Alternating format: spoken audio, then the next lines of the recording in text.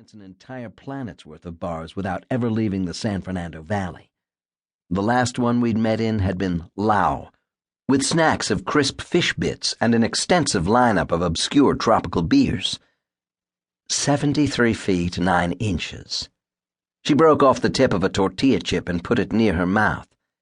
There's a black slate walk that kind of curves up to it. I was nursing a Negro Modelo, the king of Hispanic dark beers, and watching the chip, calculating the odds against her actually eating it. Is the door visible from the street? It's so completely visible, she'd said, that if you were a kid in one of those 40s musicals and you decided to put on a show, the front door of the Houston house is where you'd put it on. Makes the back sound good, I'd said. A swarm with Rottweilers. She'd sat back, the jet necklace at her throat sparkling wickedly, and the overhead lights flashing off the rectangular black-framed glasses she wore in order to look like a businesswoman, but which actually made her look like a beautiful girl wearing glasses. Burglars, of which I am one, don't like Rottweilers.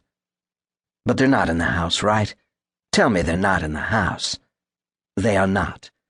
One of them pooped on the missus's $90,000 Kyrgyz rug. Janice powdered the bit of chip between her fingers and let it fall to her napkin. Or I should say, one of the missus's $90,000 Kyrgyz rugs. There are several women called Mrs., I asked, or several rugs. Either way, Janice said, reproachfully straightening her glasses at me. The dogs are kept in back, and they get fed like every other Friday. Meaning no going in through the back, I said. Not unless you want to be kibble, Janice said, or the side either. The wall around the yard is flush with the front wall of the house. Speaking of kibble, please do, Janice said. I so rarely get a chance to. Does anyone drop by to feed the beasts? Am I likely to run into... No one in his right mind would go into that yard. The only way to feed them would be to throw a bison over the walls. The Houstons have a very fancy apparatus. Looks like it was built for the space shuttle. Delivers precise amounts of ravening beast food twice a day. So they're strong and healthy and the old killer instinct doesn't dim. So, I said, it's the front door. She used the tip of her index finger to slide her glasses down to the point of her perfect nose and looked at me over them. Afraid so. I drained my beer and signaled for another. Janice took a demure sip of her tonic and lime.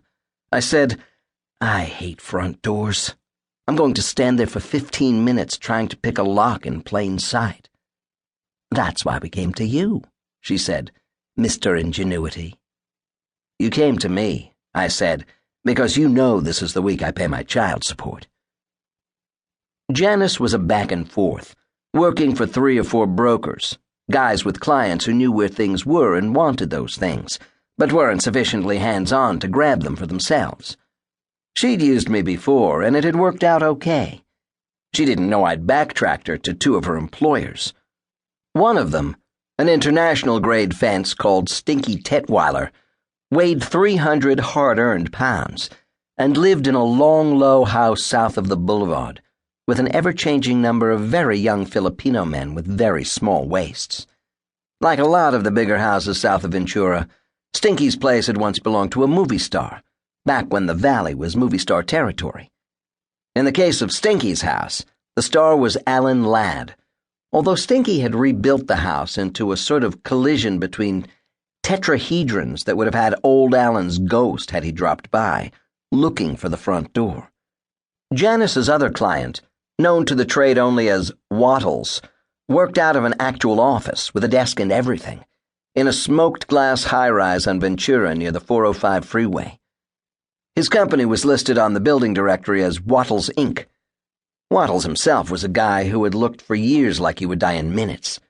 He was extremely short, with a belly that suggested an open umbrella, a drinker's face the color of rare roast beef, and a game leg that he dragged around like an anchor.